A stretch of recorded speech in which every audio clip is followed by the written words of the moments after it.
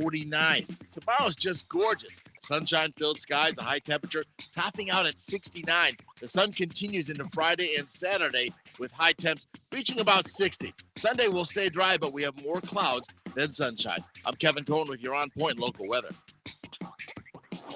WQXL Columbia, W264DF. From the Bart Fireside Studio, the solution for keeping you warm this winter. This is 107 The Point. Ooh, I like when you press that one.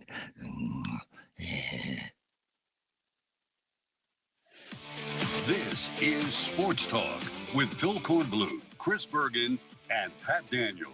Sports Talk is heard across the state on radio affiliates of the Sports Talk Media Network and is streaming live on SportsTalkSC.com, as well as Twitter, Facebook, and YouTube. The South Carolina Education Lottery lucky number to call in is 888-898-2525. That's 888-898-2525. Now, here are Phil, Chris, and Pat with tonight's edition of Sports Talk. All right, welcome into Sports Talk Media Network. Wednesday night edition. Great to have you with us. Kind of back in the flow. You know, Monday was still kind of a holiday. Tuesday was kind of getting back into it. Today you should be, fully into the 2023 year, back into your job or whatever it is you're doing, as we are here on Sports Talk. Sounds like the news on DeMar Hamlin today continues to be, I just want to say positive, Sounds like he's improving from some of the folks who have put out reports and his spokesman who met with the couple of reporters today. So that's very positive news. And so maybe everybody can, breathe a little bit easier as he seems to be maybe turning a corner and getting better. We'll find out more, I'm sure, as the week goes on. Phil Kornblut and Pat Daniel here at the Dave & Buster Studios in Columbia. Chris Bergen has gone up to the mountains for basketball tomorrow night, Coastal Carolina and Appalachian State. But he joins us from Boone this evening for a little while. He's there while the Chanticleers, I guess, go through a practice, then head off for dinner, whatever it is they do when they go on these road trips. Good evening, Chris. Good evening, guys. And if Monday was actually a holiday, why did you and I and Pat have to work? Because it's what we do on Sports Talk. If there were games played the prior weekend or right there at it, we're going to be here to talk about it. We might have been the only ones, but we were here. I quite enjoyed both Friday's show and Monday's show, so that was a lot of fun. No, actually, the team's already gone through their practice. We practiced at 2 o'clock this afternoon as soon as we got up here to the, like they say here in North Carolina, the high country. And so now there's just some free time for the guys before dinner at 7. So I'm down here in the lobby hanging out with the wonderful staff at the Hampton Inn in Boone. Where, beautiful. By the way, interesting note here, the director of operations here at the hotel, Dwayne Wade. No, really? Okay. I'm serious. Yeah. He looks different since he retired from basketball. Right. Yeah. Yeah, the hotel business will do that to you. Tell him we all said hello. And LeBron couldn't win a championship without him and vice versa. I guess he could. But anyway, I hope you've had a good time up there getting ready for the game. South Carolina last night took Vanderbilt into overtime. Gamecocks had to hit a basket with 0.3 of a second to go to reach overtime, and then they were obviously outscored in overtime. Vanderbilt making hay from the free throw line last night. Chris, I don't know, and I'm sure I've seen more at one time or another, but Vanderbilt had 64 points off their bench last night. I mean, it's like the bench guys should be their starters. Well, I don't know what's going on with Jerry Stackhouse and how he's running his lineup and everything out there, but when I saw 64 points off the bench and then realized like their top 3 scorers or so all came off the bench last night, that's just most unusual. I don't understand after watching that game how Ezra Mignon, I believe is how he pronounces his last name, and Liam Robbins aren't starters for them. I agree with you. I'm not sure what Jerry Stackhouse sees at practice that he's not getting to translate out on the floor because those two guys were phenomenal off the bench. And that may be a NCAA record, Phil. I don't know if they keep that kind of thing, but most points by bench scored in a ball game, that's got to be up there, right? I mean, how many teams have 60-plus points coming off the bench? Not many that I've ever seen. That's eye-popping, And, it's a tough loss for the Gamecocks. Could have opened up SEC play with a W. Instead, they lose at Vanderbilt. And that's a team that they're kind of comparable to. So you would have liked to have gotten that W on the road with Tennessee coming to your place and Kentucky right around the corner. That would have been a nice win for South Carolina. Don't know how Lamont Paris feels about it, because did you see any comments or quotes or anything from him from following the game printed anywhere? There was no post game that I've seen in the last few hours this afternoon. They never put up any kind of post game video with him. I'm checking here again. I see Dawn Staley from this afternoon and Dawn Staley from their game, and then Dawn Staley from practice the other day. I mean, it's Dawn Staley all the time. Sure. Little Shane Beamer, but no. I got to tell you, I was thinking about this today.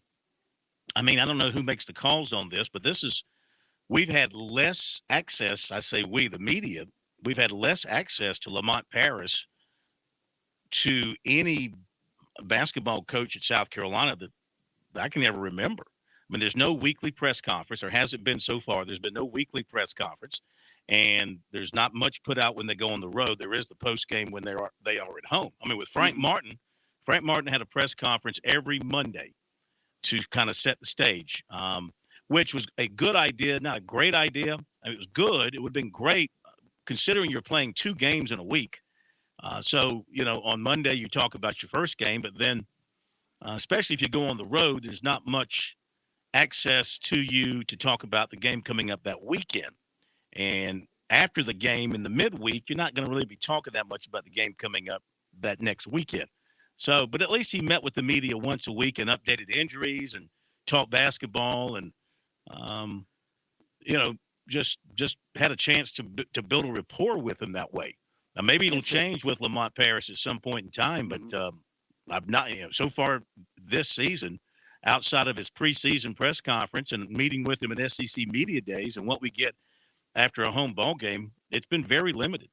And it's a shame if they're trying to shield him from the media, and I can't imagine that's the case. And I've got another thought about last night in just a second, but if you listen to Lamont Paris talk basketball, the guy is fascinating. When he breaks down the way he sees basketball and the things he talks about from an X's and O's perspective, I listen to him and I learned so much about the game. And it's just a shame he's not been made much more available to us to chat with him. I'm curious, Tuesday night game up in Nashville, Tennessee, and coming off a bowl weekend, was there no local media? Maybe USC just figured there's no reason to bring him out there. And if that's the case, it's disappointing, because had they won last night, Lamont Paris would have done something no South Carolina coach had ever done since they joined the league, and that was win his first road game. Had they been able to pull that one off last night, it would have been somewhat mild, but somewhat historic last night. And it'd been a shame if that were the case and nobody was, we didn't get any audio from him to find out his thoughts about that. Yeah, well, we didn't get any audio that I saw, and I haven't seen any quotes from any of the websites or anything like that. Anybody had anything from him. So, I mean, I can't explain it. I'm just telling you the way it is. Now, Clemson tonight trying to go to 4-0 in the ACC. How about that if the Tigers were able to pull this off? Tough place to do it up at Virginia Tech. Virginia Tech's 11-3 and 1-2. This will be a 9:00 tip-off up in Blacksburg. And the Tigers 3-0 in the ACC after beating NC State. They've won 7 of 8. It's their first 3-0 start since 2018. And the 6th time in program history. Hunter Tyson has been on a tear. ACC Co-Player of the Week, 31-15 in the win over NC State. So he's been playing really good basketball. P.J. Hall has given him a lot of good minutes as well. When those two are on and they get some combination of good floor play from Chase Hunter and some good outside shooting from, say, Alex Hemingway when he's healthy and able to play, or the transfer guard, they've got a chance. They've got a chance in a lot of these games right now, and they're making hay. They've got to take advantage of it. And if they go get a win tonight up at Virginia Tech, then they go to Pitt, and Pitt got a win last night. And Pitt's really good. So at the very least, a split of these 2 games, and Brevin Galloway is the transfer guard I'm thinking about. They get a split of these next 2 games. That'll be setting them up nicely for a return home when they come home, and they're going to play Louisville, which is not very good this year. And then Duke at 5:00 a week from Saturday at Littlejohn. Who knows? Take your chances with Duke. When you talked about Louisville, this is a team that Squad Coastal is going to face tomorrow night. Appalachian actually beat them in Louisville earlier this season. So, yeah, they're not a knock on Dustin Kearns' team, but they are really, really struggling. But Clemson just needs to go out and this is going to sound weird, but beat Clemson because they lead the country, Phil, in three-point field goal percentage. They've been phenomenal shooting the three, or actually first in the ACC, I should say, in top 20 nationally, but they've been great from the three-point range, and part of the reason they've been able to win these ball games in the ACC. But you get the sense of all the games that are on the schedule for Virginia Tech. This is one Mike Young probably circles because this is basically a hometown matchup with him being the former coach at Wofford and chance for him to get another crack at an ACC team and maybe take down Clemson. I think that he'd look at that as a big win for them. No question about it. Yeah, Mike Young would like nothing more, of course, to win every game, but to beat Clemson would carry some extra meaning. College of Charleston is already underway with their game at North Carolina A&T. The Cougars are up 63-40, about 5 minutes into the second half there. Other games tonight, you got Miami at Georgia Tech. You've got Duke at NC State tonight. And also in the SEC tonight, you've got Georgia playing Auburn.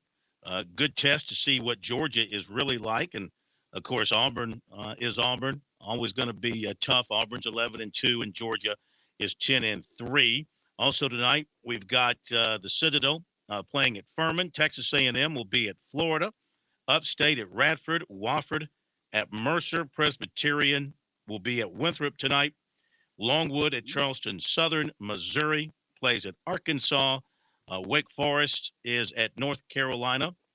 And that'll do it for the schedule tonight. So a lot of good basketball to sink our teeth into while we wait for the NFL this weekend and, of course, the college football national championship game on Monday. Phone calls are rolling in. Our phone number, 888-898-2525. Pat, what you got? I got curious when you guys were talking about the production Vanderbilt had off their bench last night. Was curious, and those three players that were really successful off their bench, Liam Robbins, Ezra Manjon, and Jordan Wright, all three of them have actually started more than half of the games this season. So I can't help but wonder if maybe it was some kind of disciplinary issue or maybe he was trying to shake things up a little bit. But if you go into the team stats online, you can see that they've been productive players all season. Yep. And in each of their good wins that they had this year for Vanderbilt, they actually started. Just is curious, not sure what happened. But I don't think you go back and look, because I went back and checked the same thing, at least back to the previous game. I don't think they started the previous game either.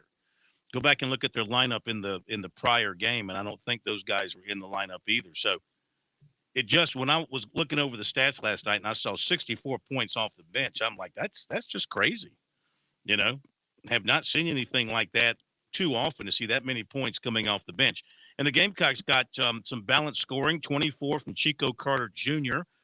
That's one of the best games of his career. He hit 4 threes. He was 9 of 14 from the floor. Michi Johnson had a good game, 7 of 15. He had 5 rebounds, 18 points for him. G.G. Jackson had 13 points, and he had 5 rebounds. And Hayden Brown, who hit the basket at the buzzer to send it to overtime, had a dozen points, 4 rebounds as well. But the Gamecocks, they were outscored badly from the foul line. They were 10 of 15, and Vandy was 23 of 35. And the overtime session was basically a trek to the foul line one after another for Vanderbilt, and that's kind of where they put it away in overtime after taking the lead. South Carolina had a lead in this game about 10 minutes ago. They were up. Vandy came back and tied it. It was a very close game all the way through. I mean, I don't think the lead ever got into double digits on either side throughout the game. It was that tight all the way through. So one that the Gamecocks will look back on and say, yep, that was one they could have had, but they didn't get it. So the Gamecocks fall to 7-7 and 0-1. All right, phone callers are waiting. Tonight's an SC Wild night, so we'll have Major Billy Downer with us at 7:30 tonight. Looking forward to visiting with him for the first time in 2023. Hear what's on his mind about the great outdoors. I'm sure he'll have some great things to talk about then. Between now and then, we'll take your phone calls, 888-898-2525. South Carolina Education Lottery lucky number here on Sports Talk. And since 2002, more than $4.2 billion in lottery proceeds have been used to fund scholarships and grants for South Carolina students. Learn more about the South Carolina Education Lottery's impact at sceducationlottery.com/education. Wins and playing for fun is a win for education. So go ahead and grab the phone lines. In fact, I think we got a full deck. So when one drops off, somebody else can jump on board. We'll take your phone calls all the way through to SC Wild tonight, with the exception of some interesting recruiting, especially from a Gamecock standpoint tonight. Got some news on a couple of dudes who are really strong on the Gamecocks at this point. We'll fill you in on that if you don't already know. We'll fill you in on that coming up in a little bit. In the meantime, break is upcoming, and then your phone calls.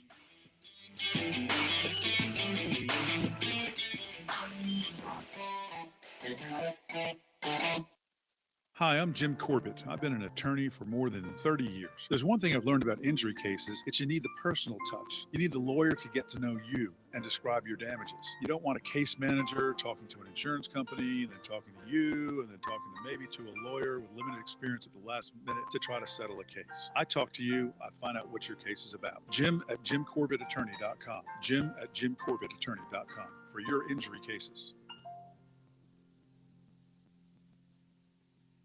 Hey, this is Major Billy Downer with DNR, and coming up tonight at 7:30, another edition of SC Wild on the Sports Talk Radio Network.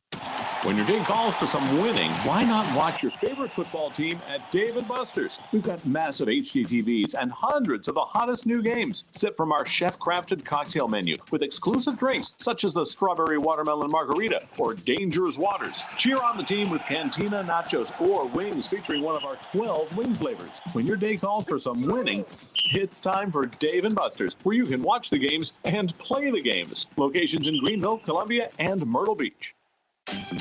Thank you. Thank you for world-traveling rocket scientists, for tires bigger than your grandma's house, for 3D printing research, for artists in residency. Thank you for all the things that take us to the next level. Thank you for playing the lottery, for funding scholarships, for funding grants, for funding innovation in this state. Thank you.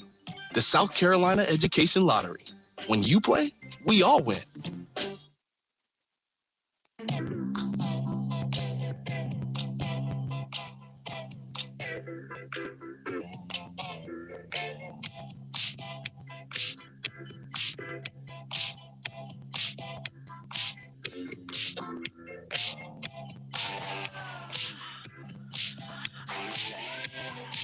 All right, welcome back, everybody. Sports Talk Media Network. Dave and Buster's studio here in downtown Columbia. Eat, drink, play, and catch the big games all season long. Dave and Buster's, Greenville, Columbia, Myrtle Beach. Read a story last night that there were two original owners or creators of Dave and Buster's, Dave and Buster. That was their names, Dave and Buster. And I think Dave was the one who passed away just the other night.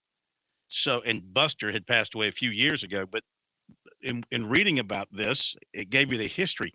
These two guys, one owned an arcade, the other owned a restaurant near each other within walking distance in Little Rock, Arkansas.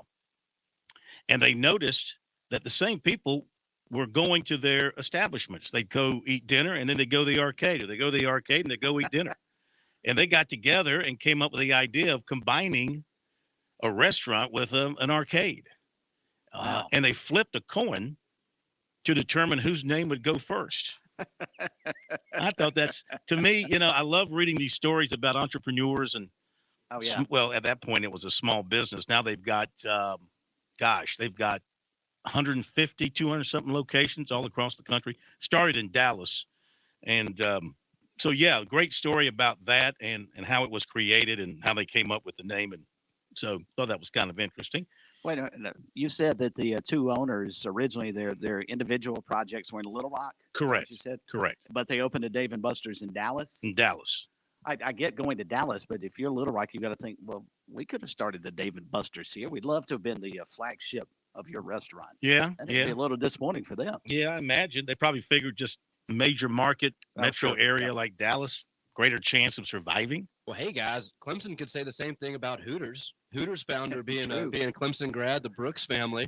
Part of the reason why the Brooks Center at Clemson has those bright orange bricks. But hey, Why isn't the original one in Clemson instead of Daytona Beach, Florida, or wherever it is? That's a good question. Hey, listen, because when it comes to business, it's where you're going to create the most dollars, not where you're going to have the most feelings. It's like real estate. Yeah, they put their bank account ahead of their hearts, I guess. Okay. Like real estate, guys. Location, location, location. True that. All right, 888-898-2525. We go to Keith in Camden. First call tonight here on Sports Talk. We'll roll with calls all the way to SC Wild, and we'll continue then if you want to talk to the major. Keith, welcome into Sports Talk. Good evening, gentlemen. How y'all doing? Terrific. Good to have you with us. Yeah, great. Listen every night. Just a comment leading up to a comment I want you to respond on, if y'all would. I think, I've been, I don't want to say a critic of Tanner, but, I guess you could say that. But I think the early results on Beamer is positive. I mean, anybody with any sense would agree with that. But I think really until we get to the 5th, 6th year, then we got a real good feel for where we're at. But flip that to the basketball. I'm not sitting around the table. I don't know what goes into Ray's mind and the people around him as they make the decision. Just have to respect it. But I look at Parrish and I think, this is almost as close as you can get to a university not having a basketball program and deciding they're going to start one with what he inherited. And the world we live in today, he's got a big hill to climb. I wish him the best, but man, the path to success just seems, I don't know. Yeah. I hope I'm wrong, but I love basketball and, we were 500 for years in the SEC, and I think the next 3 or 4 years are going to be tough sledding. So, but part of the maybe problem, I'm wrong. I hope. Well, part of the problem you face if you're a South Carolina is that other programs in the SEC all of a sudden have jacked it up. It's not just Kentucky. Now you've got Alabama, which is for real. Auburn, of course, which is for real. Tennessee, of course, which is for real. LSU, which was for real. They've gone through a coaching change, but they look good. And Georgia's off to a good start with their new coach. Not saying they're for real yet. Remains to be seen. I think the other programs I mentioned are for real. Arkansas is for real. Ole Miss been a little up and down, but I think Mississippi State's been kind of the same. I mentioned Kentucky. And so there's, in other words, the SEC all of a sudden is deep, deep, deep. And here you go again, having to climb that ladder, that slippery ladder, where you've got all this great competition already ahead of you. And yes, South Carolina, you'd have to say right now, today, at this very moment, is probably the last team in the SEC, one of the worst teams in the SEC until they prove otherwise. Yeah, well, Phil, I'll make this comment and hang up and listen. I wasn't one of those, even though at times it got annoying, but I wasn't one of those get rid of Martin. I looked at, the kid he had coming in from Maryland and GG, more than likely, I felt like, this was going to be a good basketball team. But I understand why they made the decision. But, man, I just thought we may bring in someone that could maybe flash people to come in here, but we'll see. I don't want to judge the man. I hate to say it, Keith, but there's nothing in basketball right now at South Carolina, I think, to flash absolutely 100 top 100 recruits. Unless you grew up here, they got a chance at Cam Scott. They got GG. But a guy who's an outlier in terms of where he lives, but he's a top recruit. And he's looking at South Carolina, but he's got a lot of top 25 programs beckoning for him. What can South Carolina sell him basketball-wise right now? Nice building, nice facilities, not great fan support, not a history of a big-time winning. So what can you sell them? What can you sell them on? Oh, I understand. Look, I'll hang up where some other people can get through, but enjoy the show. Y'all have a great evening. Thank you. NIL money, that's not going to basketball except Gigi. I imagine Gigi Jackson's getting NIL money. I think that was part of what he was looking for when he came to South Carolina. I'm sure maybe there's some some change going to some others, but probably not a whole heck of a lot, Chris. Well, and first off, Gigi Jackson, it's almost if the scenario played out with him, you'd almost wish he would be coming in about 2 years if you're a Carolina fan, because that's about the time you hope Lamont Paris is starting to turn the corner and would need somebody like that maybe to push him to the next level. It appears to me, and I fear because I enjoy watching him play, but if he is a one-and-doneer, South Carolina is going to ruin his only year there. And it's not there. He just doesn't have enough tools around him. And the other thing, what did football have to sell? You're going to use, the example of not winning and that type of thing. It's not as if football's got a major tradition either. Well, that's a good question. We'll pick up on it after the break. On Point Weather is made possible by our friends at Palmetto Citizens Federal Credit Union on 107 The Point. Here's tonight's forecast. Skies clear out this evening. Will cool down to a low of 49. Tomorrow's just gorgeous. Sunshine-filled skies, a high temperature topping out at 69. The sun continues into Friday and Saturday with high temps reaching about 60. Sunday will stay dry, but we have more clouds than sunshine. I'm Kevin Cohen with your On Point local weather. It's January. It's 2023. A brand new year. Time for a brand new pet in your home. Columbia Animal Services invites you to bring home a brand new best friend for the new year. Time to visit petfinder.com to find that new puppy or kitty cat for your home. There's no better way to get 2023 started than to do so with an adoption special of just $23. Visit petfinder.com and get your new family member to start the new year. Happy New Year from Columbia Animal Services. With SRN News, I'm Keith Peters reporting House Republicans flailed through a second day of multiple balloting Wednesday, unable to elect their leader Kevin McCarthy as House Speaker or come up with a new strategy to end the political chaos that has tarnished the start of their new majority. Seeing no quick way out of the political standoff, Republicans voted abruptly late Wednesday to adjourn as they desperately searched for an end game to the chaos of their own making. They were due back at 8 p.m. Eastern Time. This is actually an invigorating day for America, said Congressman Byron Donalds of Florida, who was nominated 3 times by his conservative colleagues as an alternative. There's a lot of members in the chamber who want to have serious conversations about how we can bring this all to a close and elect a speaker. On Wall Street, the Dow up by 133 points. The Nasdaq rose 71. This is SRN News. Hey, Point listeners, this is Casey Whitener. Y'all know I teach entrepreneurship at the university. Bet you didn't know I'm also a military kid. Are you a veteran or active duty military and thinking about starting your own business? The Faber Entrepreneurship Center at USC is now registering veteran entrepreneurs for our January cohort of Strive, business startup education for free to military personnel and families. Learn from me and my colleagues and make 2023 the year you start something new. Visit sc.edu and search Faber. That's FABER to learn more. Loyalty is an important quality, but it's not a given. It's earned. Shooter's Choice has earned the loyalty of people around the Midlands because they have great customer service, tremendous selection, and they've been the local guys for more than 30 years. And that should matter to you. If you're looking for the right firearm, ammo, AR accessories, even a gun safe, visit the folks at Shooter's Choice on Sunset Boulevard in West Columbia. This is where you'll find the experts, the folks that actually shoot, they hunt, or visit a big box store where you'll never see the same person twice, where their only expertise comes from watching some YouTube video. Shooter's Choice has the top brands. They offer classes to make sure you develop proper safety technique and skills. Most of all, they offer the best quality products at fair prices sold by good local people. If you can't make it to the store, you can visit online, shooterschoicesc.com. They're also on Facebook and Instagram, or they're waiting for you at 944 Sunset Boulevard in West Columbia. Make it your first choice, your best choice. Make it Shooter's Choice.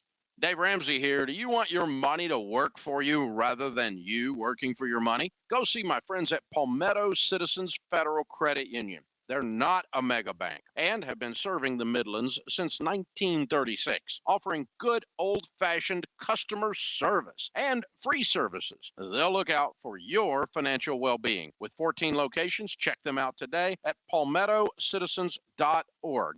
Federally insured by the NCUA.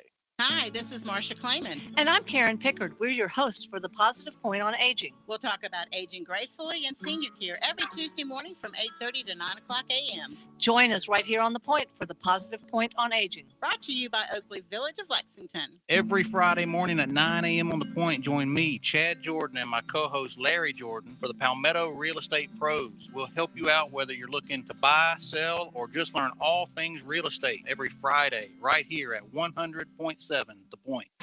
Hey, it's the Cigar Militia. We want to thank the Midlands for a wonderful first year. Thank you for helping us grow. We had no idea we had so many good friends out there.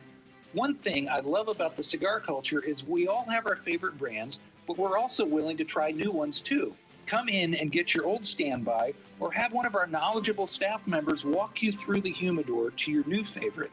We're at 1410 Colonial Life Boulevard in the same plaza as the Melting Pot Restaurant.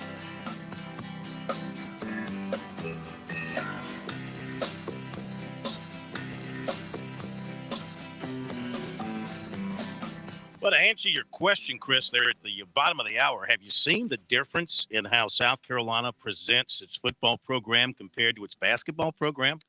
It's basically like a different country. Yeah. Yeah. I mean, you got the flashing lights there at the stadium and everything that goes into the recruiting and all the video hype. And so they treat it, they treat their football program much differently than their basketball program. And you're right. The football program historically, historically, what would you say? They made it to number 2 in the country, had a chance to get to number 1, had a chance to be in a position to play in a bowl game for the national championship in 1984 and blew it. Mm-hmm. Is that the equivalent of getting to the Final Four in basketball one time and losing in the national semifinals? I don't that's know, kind of an because, equivalent.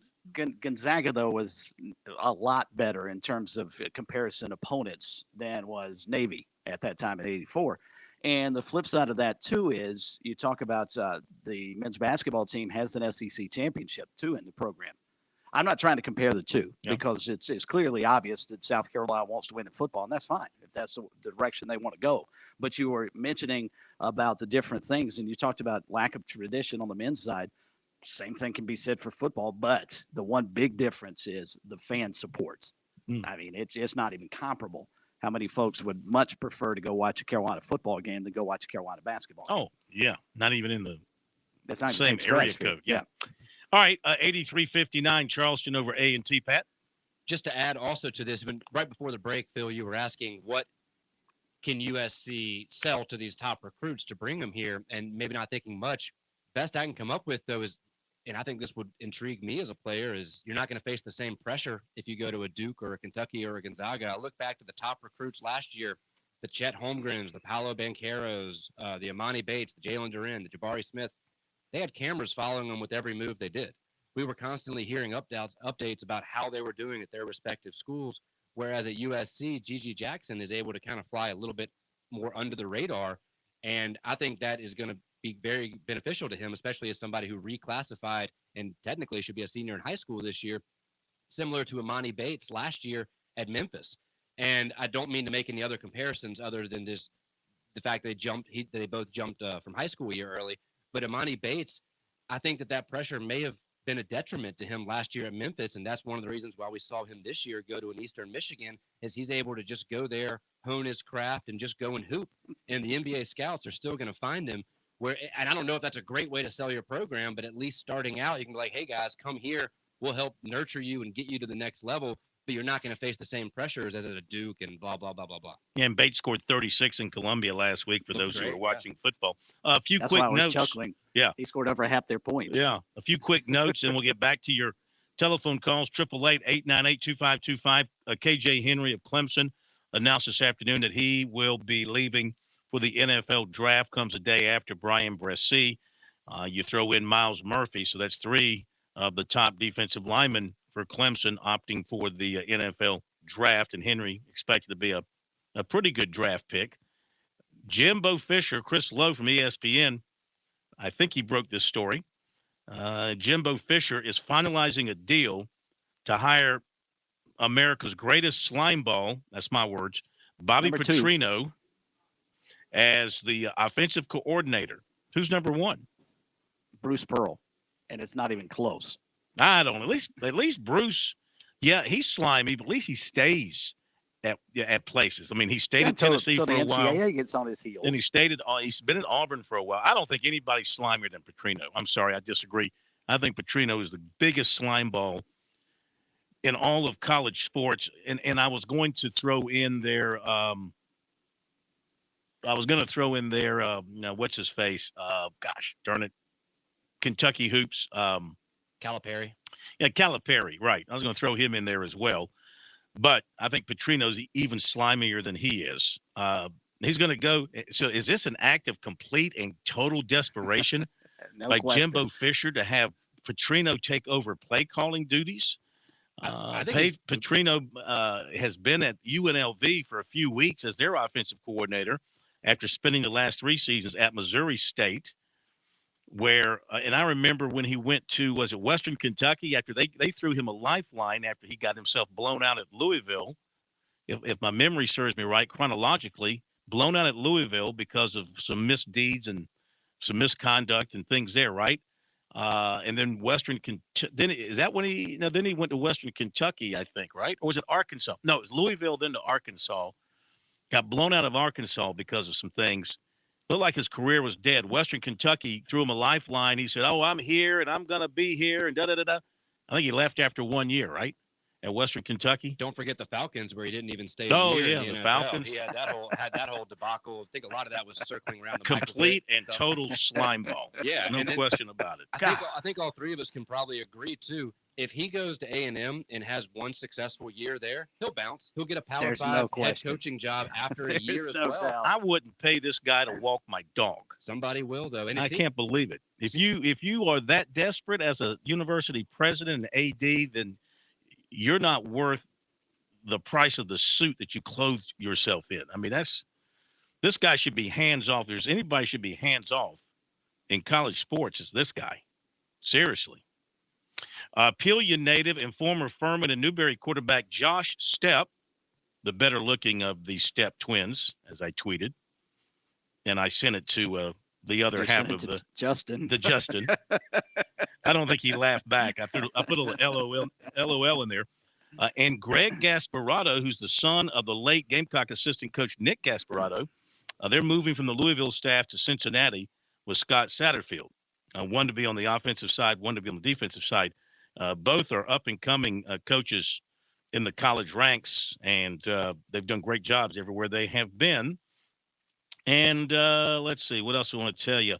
Sam Pinckney III announced today that he's going to go back to Coastal for another season.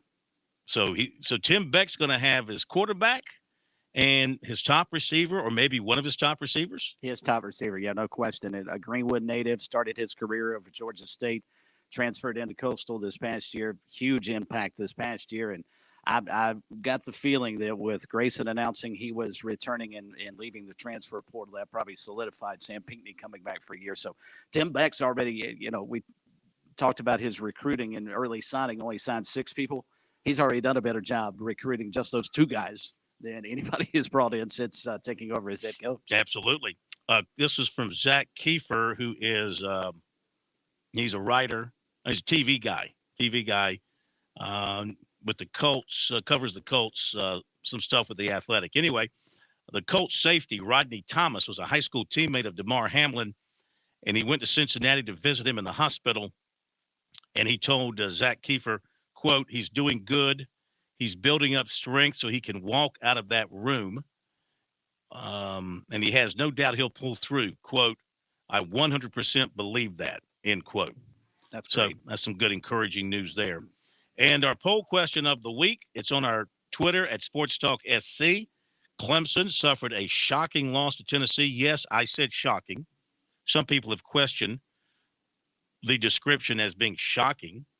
Well, I write the question, so I have to go with what I feel. And so I was kind of shocked that they lost to Tennessee, especially by 17 points, only scored 1 touchdown. So, yes, I was shocked.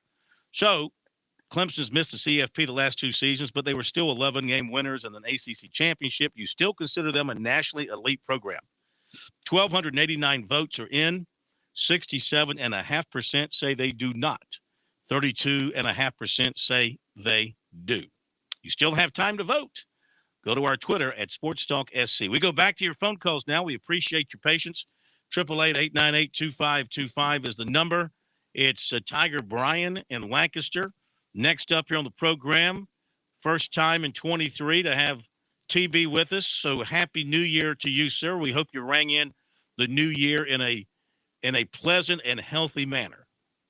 Well, I just getting over the flu, buddy. Oh, no.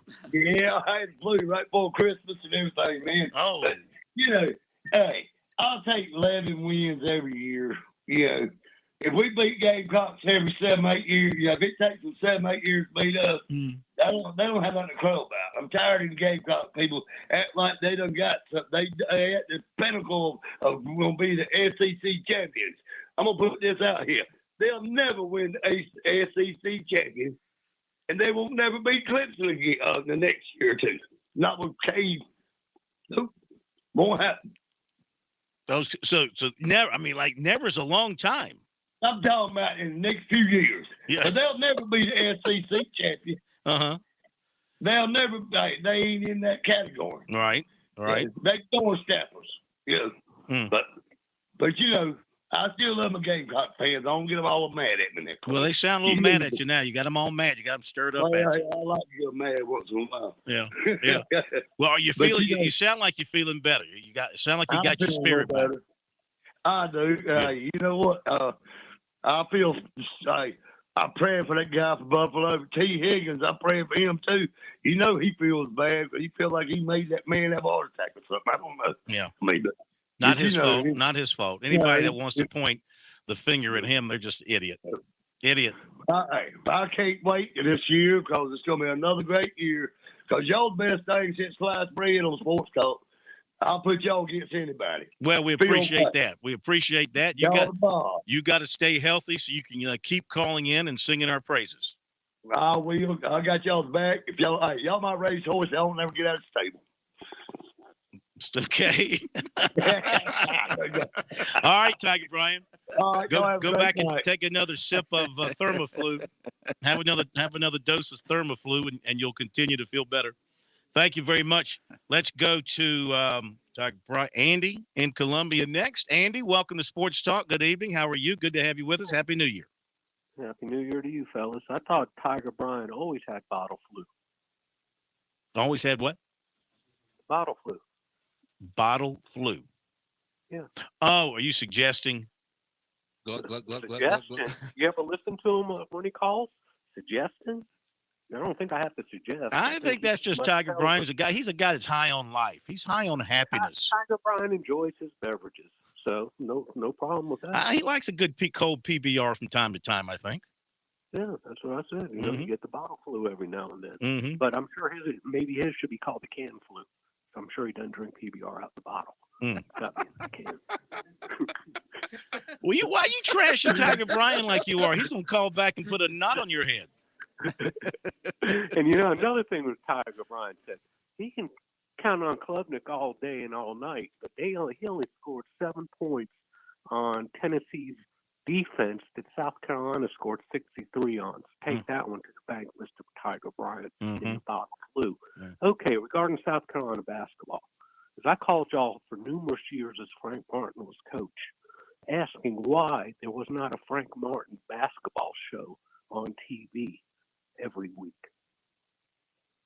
There's not a Lamont Paris show on now. Why should any media cover them when our own university, their administration, won't even give the man a 30-minute TV show to promote his own product? Is that not part of the contract?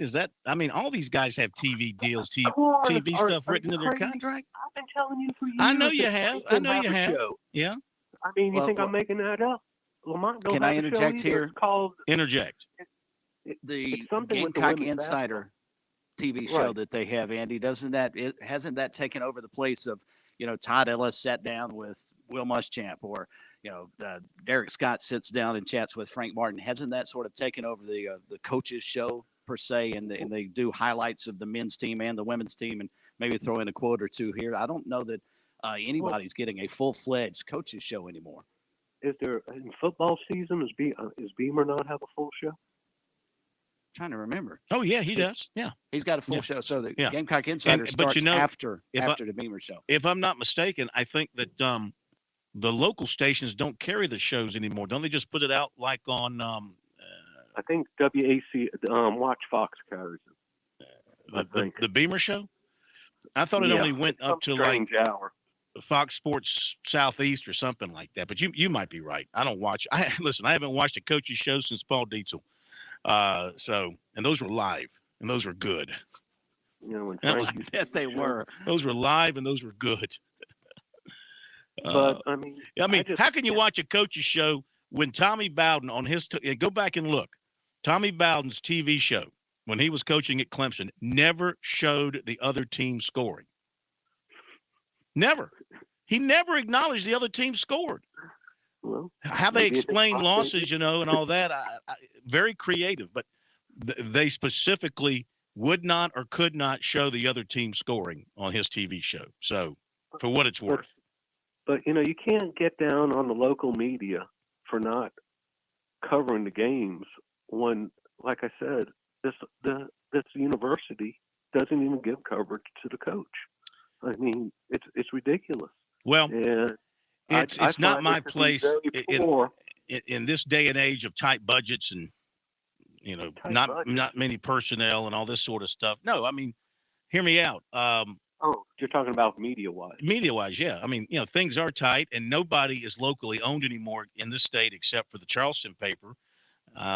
So they all take orders from people who sit 500, 800 miles away and don't really care about all they care about is the bottom line.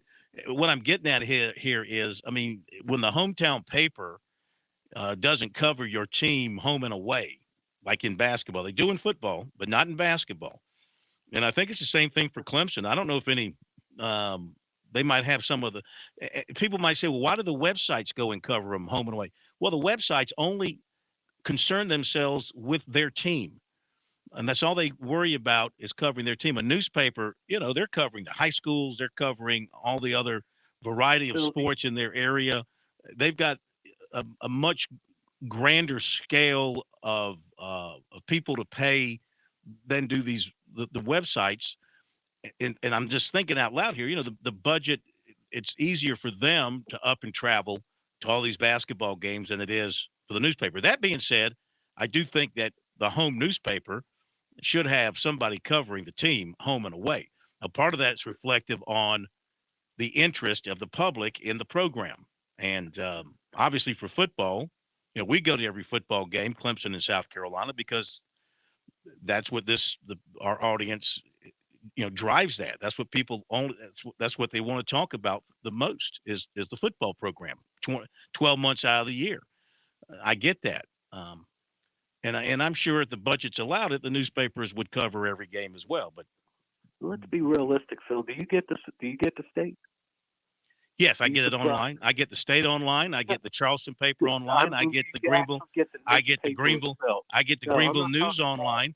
Which, by the way, I want to say it's a screw job. It's a screw job since the Greenville News and the Spartanburg Herald and the Anderson paper are all owned by Gannett, and they're all one.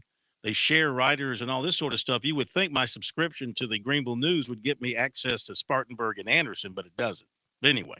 Well, Phil, I get the paper delivered to my house, okay? And there's one reason I do, because I have a parrot that needs to use the bathroom. I mean, on Monday, I get 8 total pages of news.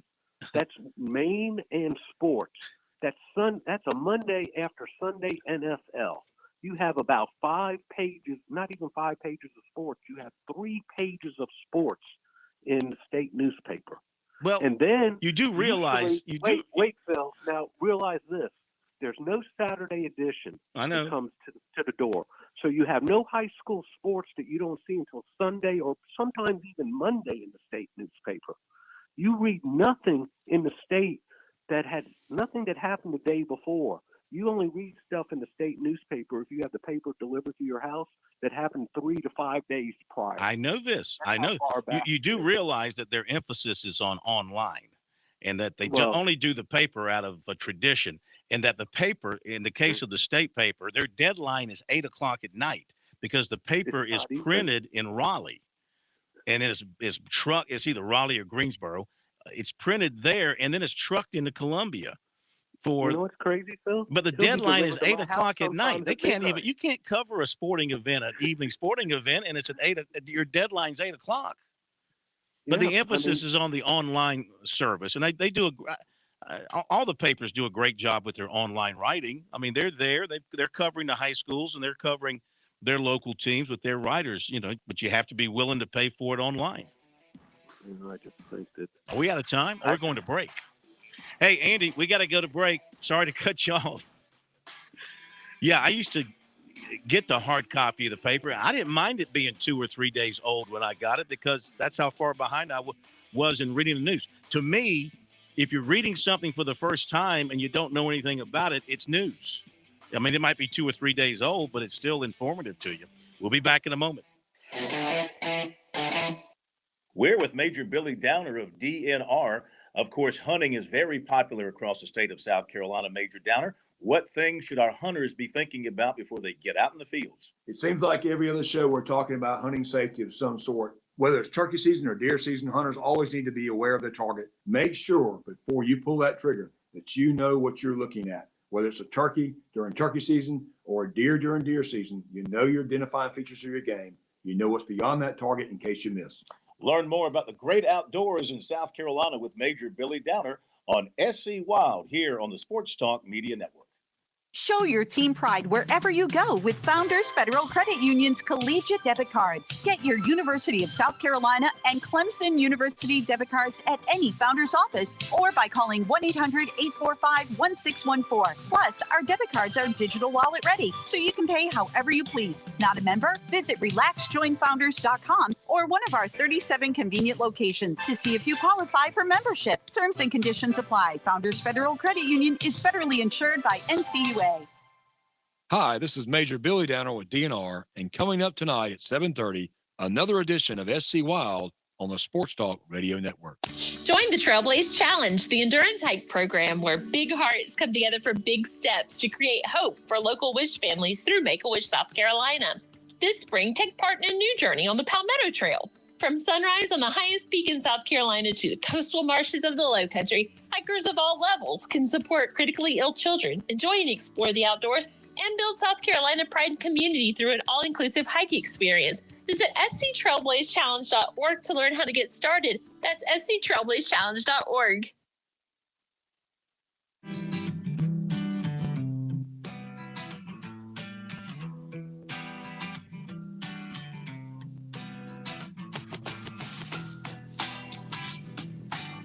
All right, back to your phone calls as I update Charleston.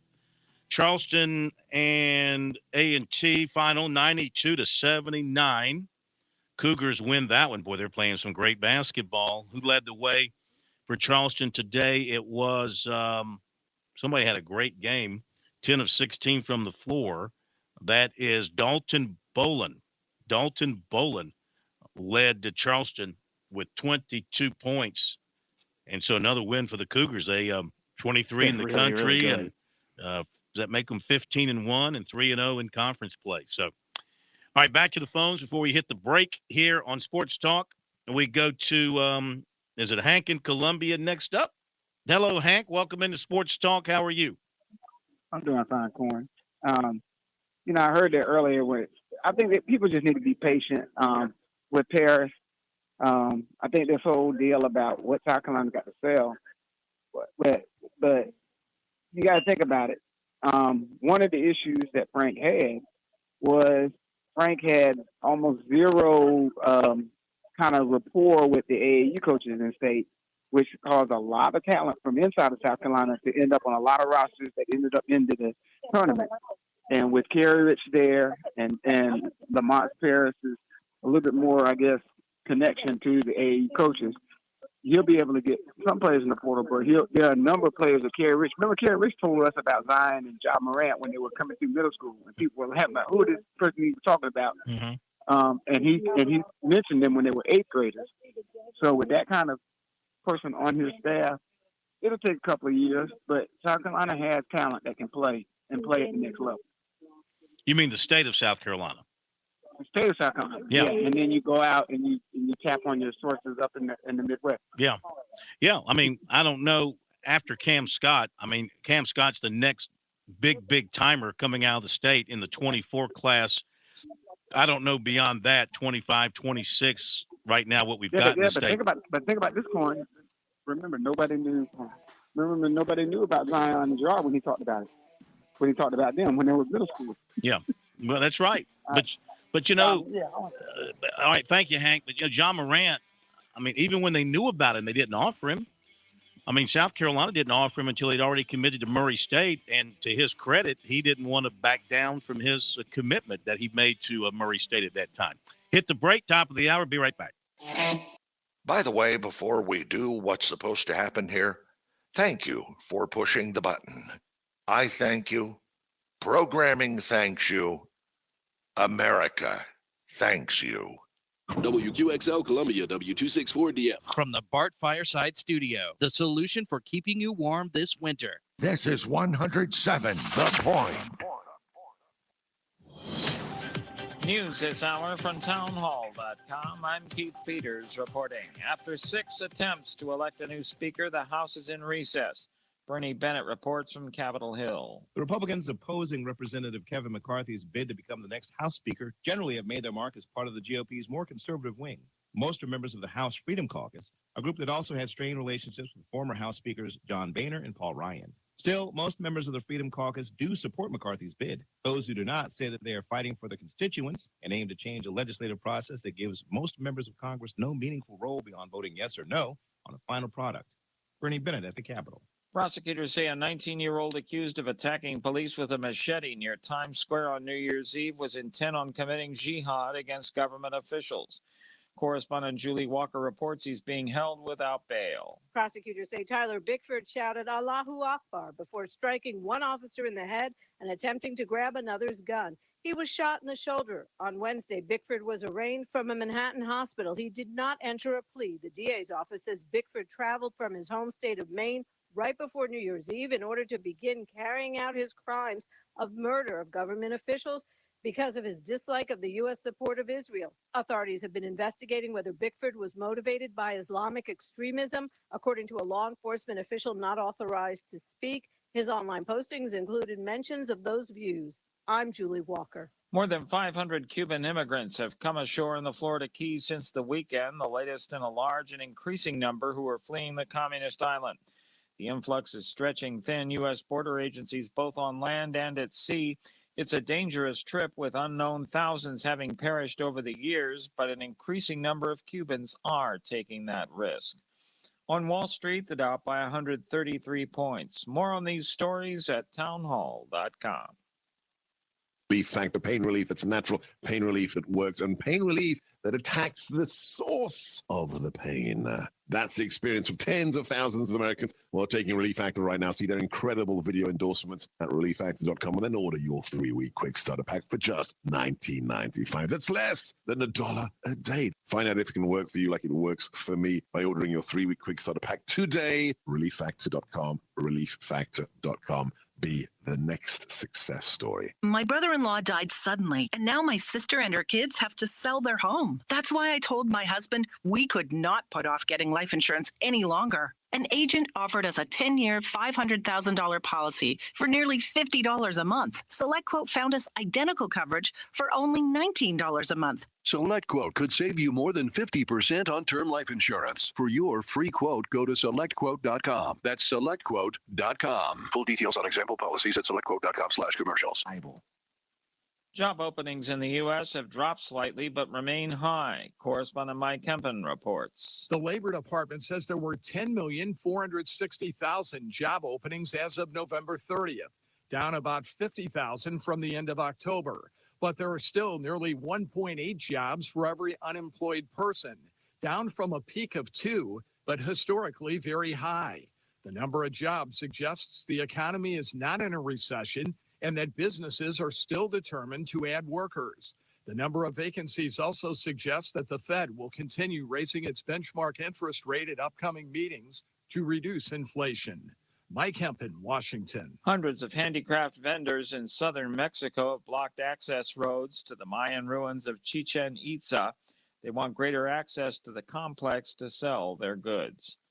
News and analysis at townhall.com. I'm Keith Peters reporting. On Point Weather is made possible by our friends at Palmetto Citizens Federal Credit Union on 107 The Point. Here's tonight's forecast. Skies clear out this evening. Will cool down to a low of 49. Tomorrow's just gorgeous. Sunshine-filled skies, a high temperature topping out at 69. The sun continues into Friday and Saturday with high temps reaching about 60. Sunday will stay dry, but we have more clouds than sunshine. I'm Kevin Cohen with your On Point local weather. WQXL Columbia, W264DF. From the Bart Fireside Studio, the solution for keeping you warm this winter. This is 107 The Point. Ooh, you shouldn't have pressed that button. Oh. Now you get this.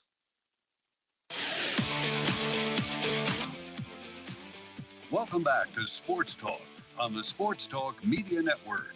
You can reach the guys with the South Carolina Education Lottery lucky number, 888-898-2525. That's 888-898-2525. Now back to Phil, Chris, and Pat with the second hour of Sports Talk on the Sports Talk Media Network. Okay, we've been rolling through your phone calls here tonight on Sports Talk. We invite your calls. Numbers 888-898-2525, South Carolina Education Lottery lucky number. We come to you from the Dave & Buster Studios in downtown Columbia. Chris has left us now. He's with the Coastal Carolina basketball team, and they were heading out, so he had to head out with them. He's got a game up at Appalachian State tomorrow night. If you're just joining us, College of Charleston picks up another win, 92-74 against North Carolina A&T. As for other games going on, and these games are in the relative early stages in the first half, you've got Georgia leading Auburn 21-19.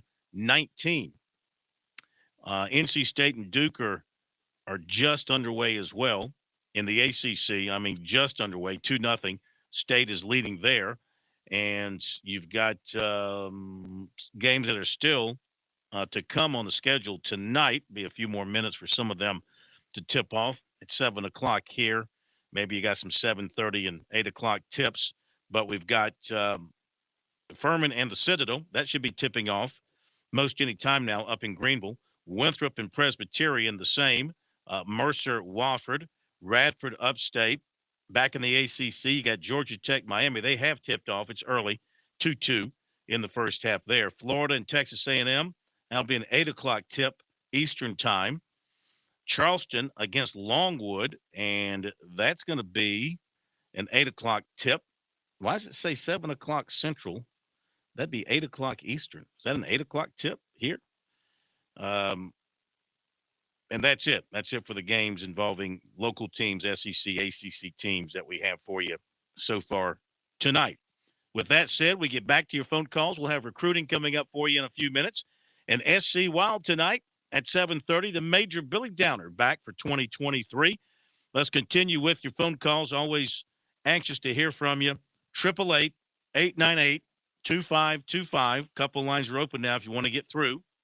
And it's Robbie and Florence next up. Robbie, welcome in. How are you? What's up, Corn? I'm doing great. Good. I just have a couple questions. I just want to know is whatever happened to Will Shipley from Clemson, and is Spencer Rattler coming back for his next year? First, you asked who about Will Shipley? Yes, sir. Will Clemson. The running back. What about him? He's back. He'll be back for another year. He's coming back. That's what I want to know because, as far as I'm concerned, he's the MVP of that team. He's very valuable. He's very valuable running the ball, catching the ball. I think he's improved his pass blocking as well. I think he's kind of almost a complete package back there. And as Chuck Reedy said last night, surprised that Clemson didn't give him more work, especially in that first half of the bowl game. But, yeah, he's just he'll be a true junior. He's 2 years in, so unless he wanted to up and transfer, which he doesn't. So he'll be back next year. And then Rattler, and then Rattler still it's a wait and see. He's got until January 16th to declare for the draft. So if he'll wait that long, but then again, South Carolina starts classes here, I want to say in the next week or so, like around, is it like the 9th or something they start classes? So that's coming up too. So he's got a decision to make between now and the 16th is the absolute drop date for declaring for the draft. Right. Well, how about the quarterback from the Shrine Bowl from South Florida? Is he committed? Yes, he is. Lenoris Sellers committed to the Gamecocks. Yes, sir. Yeah, he signed with South Carolina back on the Friday of the early signing period. The last day you could sign early, he did so. So he's in the fold, and he'll be enrolling early at South Carolina, competing in the winter and in the spring, and we'll go from there. All right, Phil, I appreciate it. Yes, sir. Great hearing from you. All right. Thank you. Terrific phone call. Good questions. Always appreciate good questions. We go to Gamecock Larry over in Swansea. Gamecock Larry, I know you had a big new year. Happy New Year. You're probably still partying, ringing in 2023, the way 2022 ended.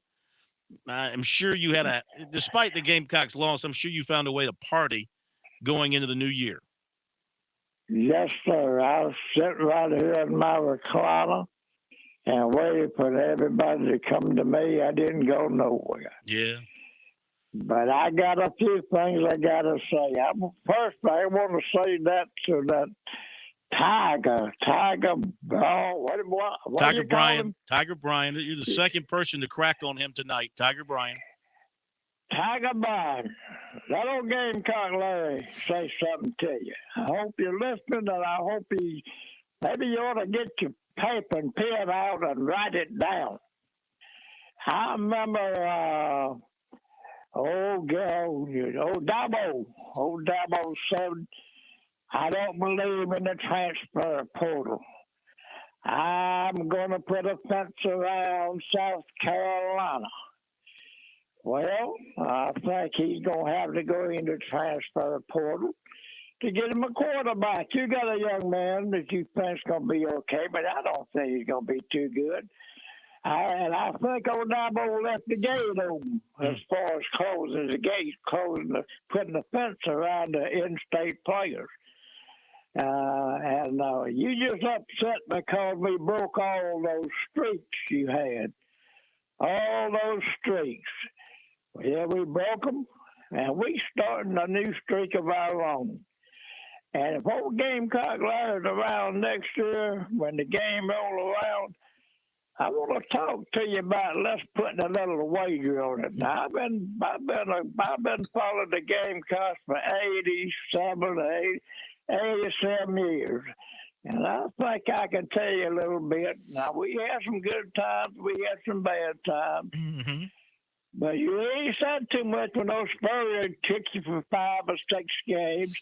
But, boy, you sure hollering about your 6 games.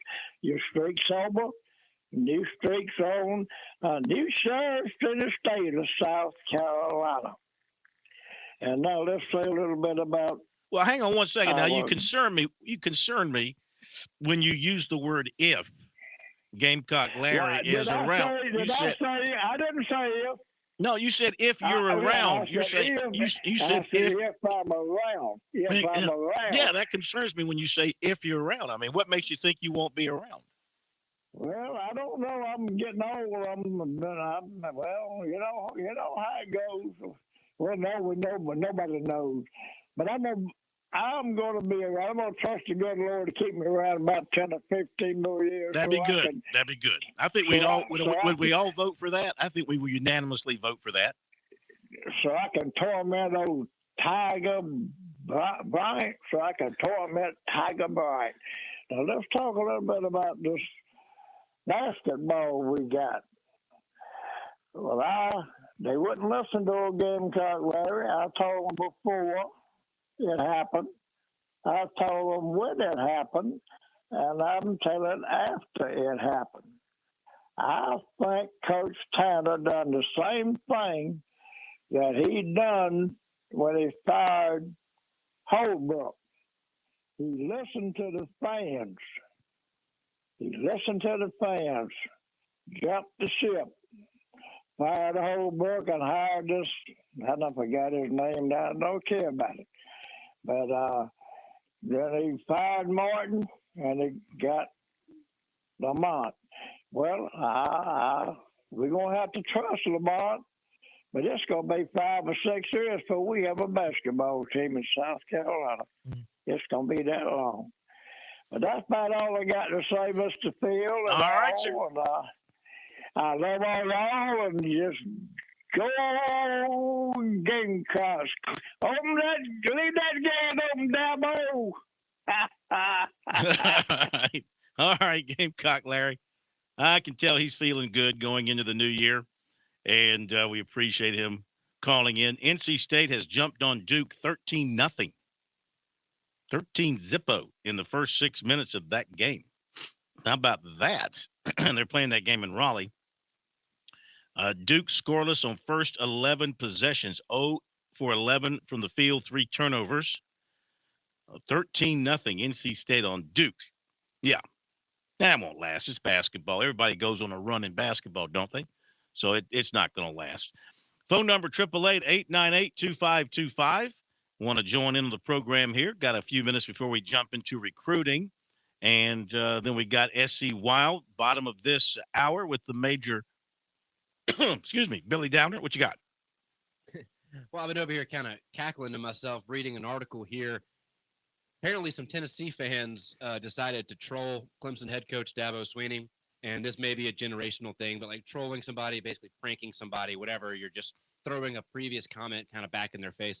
Well, I guess after South Carolina had beaten Tennessee, Coach Swinney said, quote, when you're in Tennessee's position and they're like, okay, we beat South Carolina, we beat Vandy, and they're in the playoffs, they're flipping burgers at the house, having a cold drink and watching the championship game. What are we? Are we 3? Are we 4? Where are we going? Are we in Arizona? And we here is Tennessee. Or are we in Atlanta?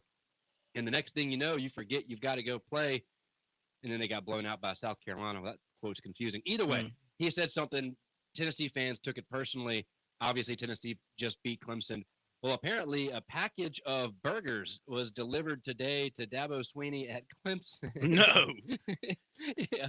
And I'm sitting here reading it. It's 24 6-ounce Omaha Steaks burgers totaling $104.98. And they were shipped to Clemson University football, Dabo Swinney at his office over there on Perimeter Road. That's amazing. Somebody did sign for it, but this Tennessee fan taking credit for it online that they sent Dabo Swinney a care package, and that's twice. Now, does that go back to when they visited the White House and Trump served them hamburgers? No, I read that. It's from a quote Dabo said earlier this season when he was talking about your Tennessee. Dabo made a comment basically alluding to the fact that Tennessee was not in the SEC championship game, and they were going to have to hope that they'd get some help into getting into the college football playoff. Gotcha. But after losing to South Carolina, it didn't really matter. And he said they'd be sitting at home flipping burgers on the grill, watching, and so these fans, I guess, took that personally, and that's twice now in the last week that there's been a good troll job. But we didn't even mention it on the show. Whatever South Carolina fans out there rented that, what do you call it, the plane that flies up with the ribbon around the stadium. Right. And they were trolling both Tennessee and Clemson during the Orange Bowl. I think it said something along the lines of like, have fun in your little game or something like that. Signed South Carolina. Yeah. I saw that. I saw the plane flying around, didn't realize what it was carrying until I saw the tweets that a group of South Carolina fans had purchased that banner to kind of get under the skin of Tennessee and Clemson fans. I mean, the fact that South Carolina had beaten both of them, the Gamecocks could claim that they were the Orange Bowl champions by virtue of having beaten Clemson and Tennessee. That's right. And the message said, enjoy your bowl game, signed South Carolina. Yeah. All right, a couple of quick notes here. Grayson McCall, Coastal Carolina quarterback, sets the FBS pass efficiency record this year. 6th straight year, the record has been broken. He finished at 207.7. He broke the record that was held by Mac Jones, who broke the record that was held by Joe Burrow, who broke the record that was held by Tua Tagovailoa, who broke the record that was held for 2 years by Baker Mayfield. So that's some pretty heavy and heady company there for McCall. Also, USC's Nick Emanwori made the ESPN True Freshman All-American team, and well, he should have. Led the team in tackles, also one of the most physical players on the team. I tell you, South Carolina, with DQ Smith and Nick Emanwori, they have a couple of safeties that you can truly, if you can build a defense around safeties, two young guys that are going to play some really good football for them over the next 2 or 3 years. There's no question about it. And they were two guys that were not heavily recruited. That's the amazing thing. You look at them now and you watch them play, and it makes the star system totally fraudulent. Totally fraudulent. I mean, these guys are playing SEC football at a very, very high level as true freshmen. And it also makes recruiting fraudulent. I guess I should throw that in there as well. Because, I mean, neither one was heavily recruited outside of the offer from South Carolina. Of course, DQ was a quarterback primarily at Spring Valley. South Carolina told him right up front, you're a safety, and you can make it as a safety. And I can remember talking to him in recruiting. He didn't want to hear any of it.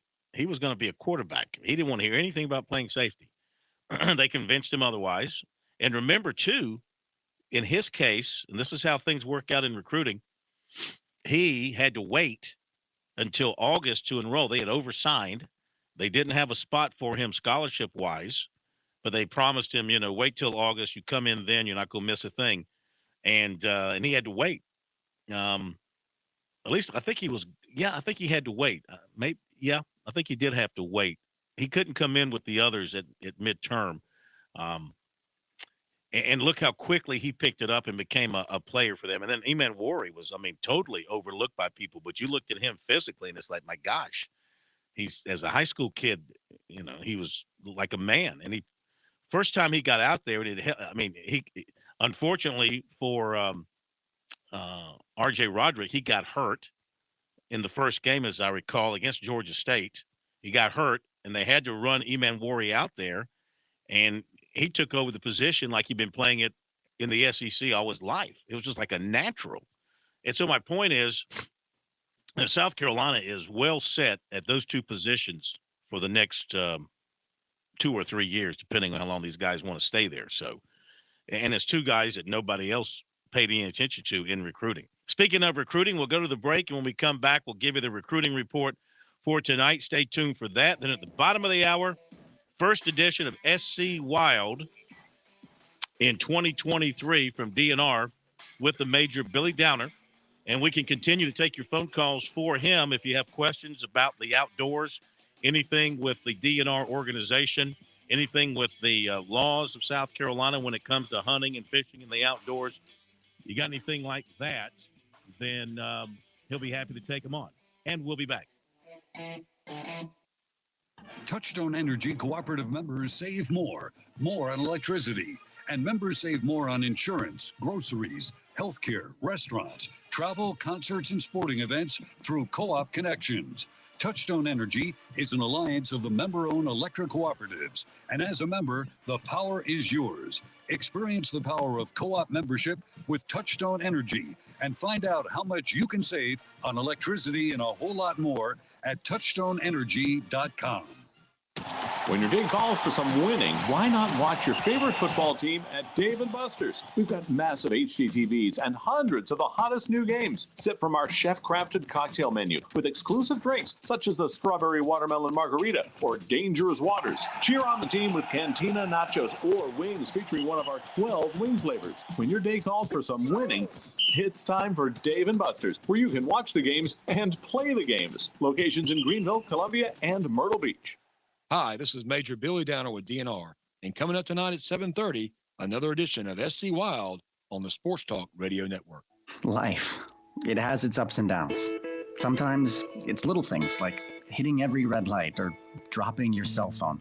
Maybe it's the bills, rent, or pressure at work. But when it comes to the South Carolina Education Lottery, you should never feel like playing will solve everything. The lottery is a game. It's played for fun.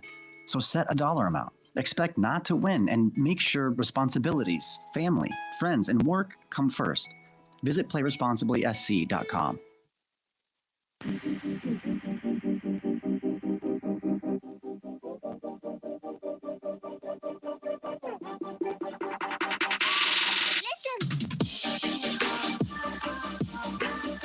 All right, time for the recruiting report tonight is brought to you by Seawells. Hey, they're back at it with the daily luncheon buffet.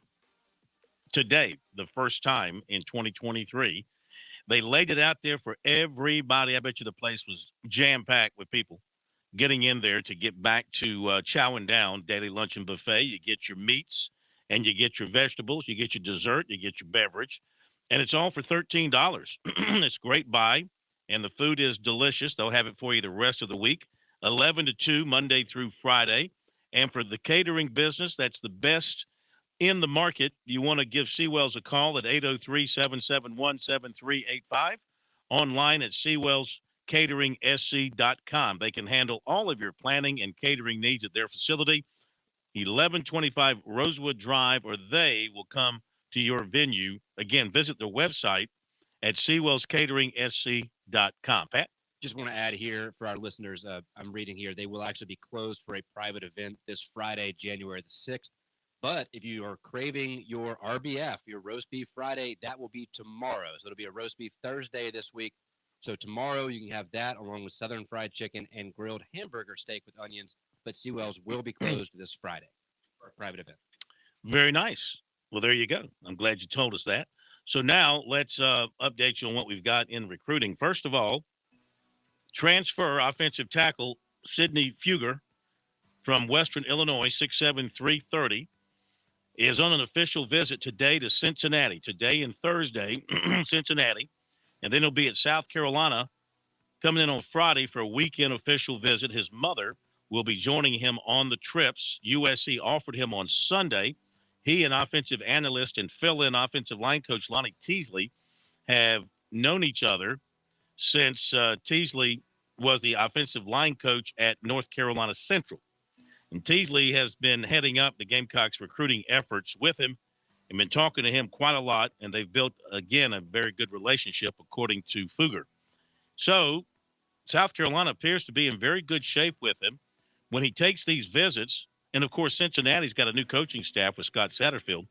When he takes these visits, though, he just wants to see where it is he's going to make a great impact, how the players feel about things. Is it a winning culture, and how much do they want him? Basically, that's what it boils down to.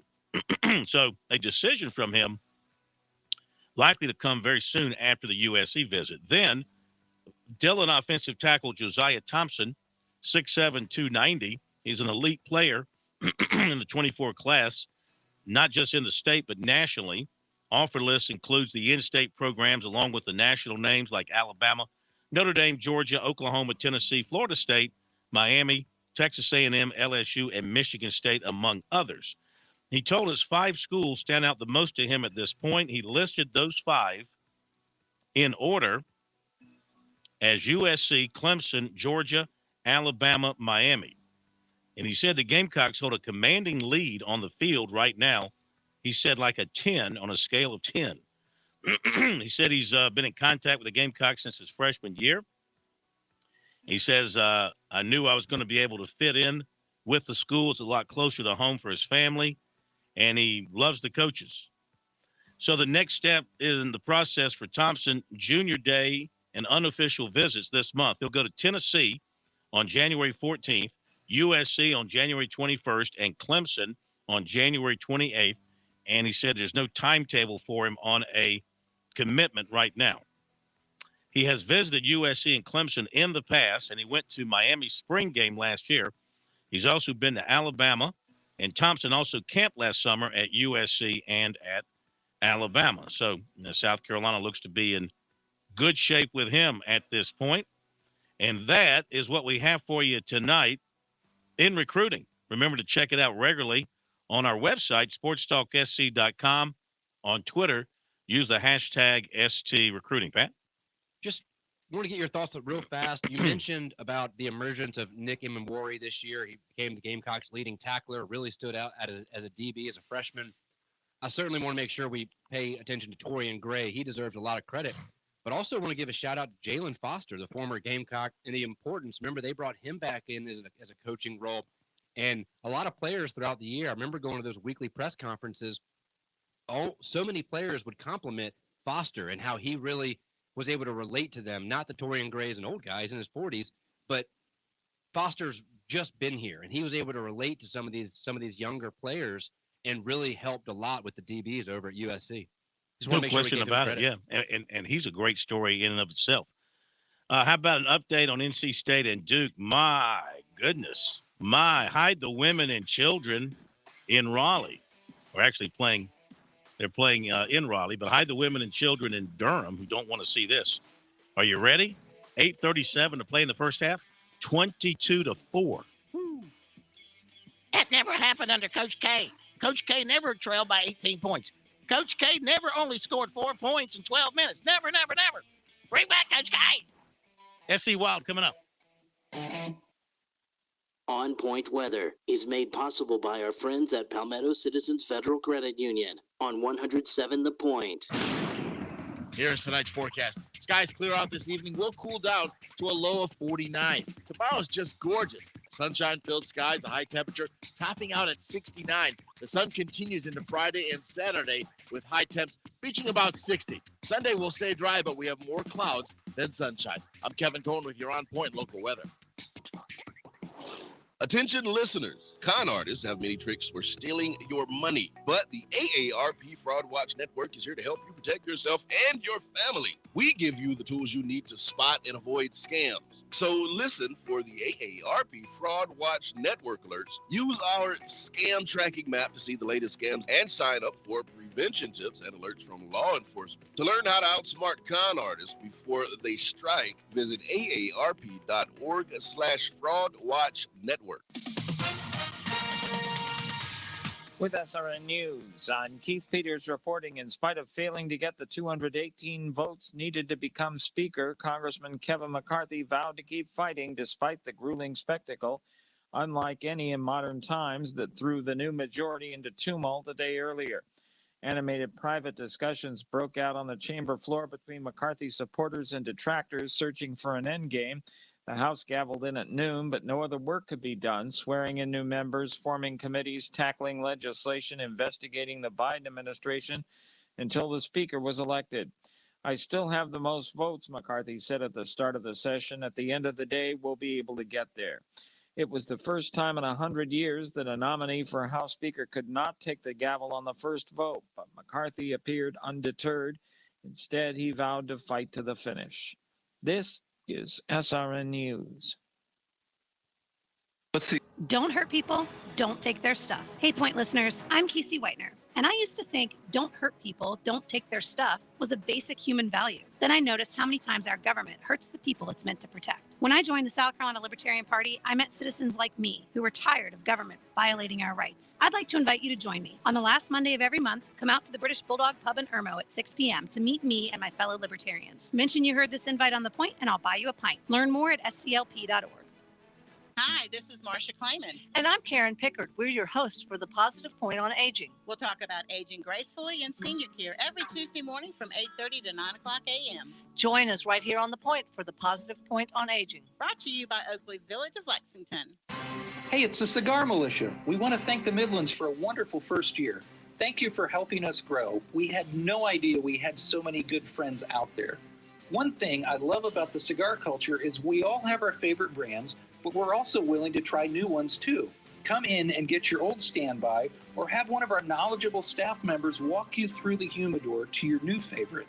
We're at 1410 Colonial Life Boulevard in the same plaza as the Melting Pot Restaurant. Gas prices, grocery prices, inflation has hit us all, and it's caused the Fed to raise interest rates. As a result, after historically low mortgage rates,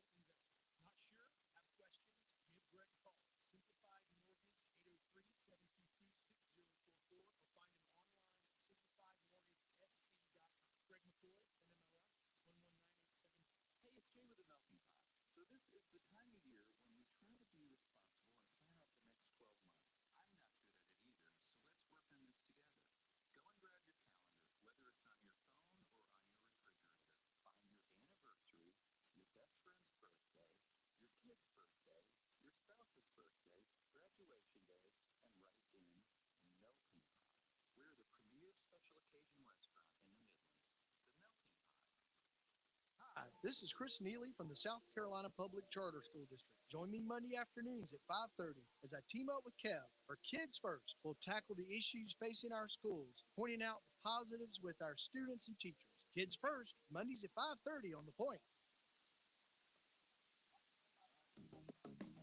Now on Sports Talk, it's SC Wild with Major Billy Downer of the Department of Natural Resources. Major Downer is here to take your questions about the great outdoors in South Carolina. Give him a call at 888-898-2525. It's SC Wild on the Sports Talk Radio Network. And a pleasure it is to welcome in for the first time in 2023, the Major Billy Downer from the Department of Natural Resources.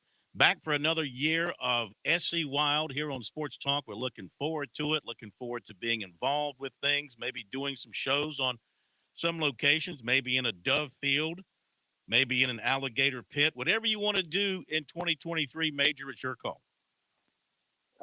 I love it. Thank you for inviting me to the alligator pit. I think I'll take a pass on that one. But anyway, never missing your chance to pull in the alligator in the story. Great job, Phil. I was going to say, and To by the way, start the year, our first show. Happy New Year to you. But I was going to say I was in Florida. I was in Florida for about, 4 or 5 days there, down in Miami covering the bowl game, Fort Lauderdale, and didn't see a single gator anywhere that I walked around. So that was encouraging that maybe they have, gone some places and staying away from people.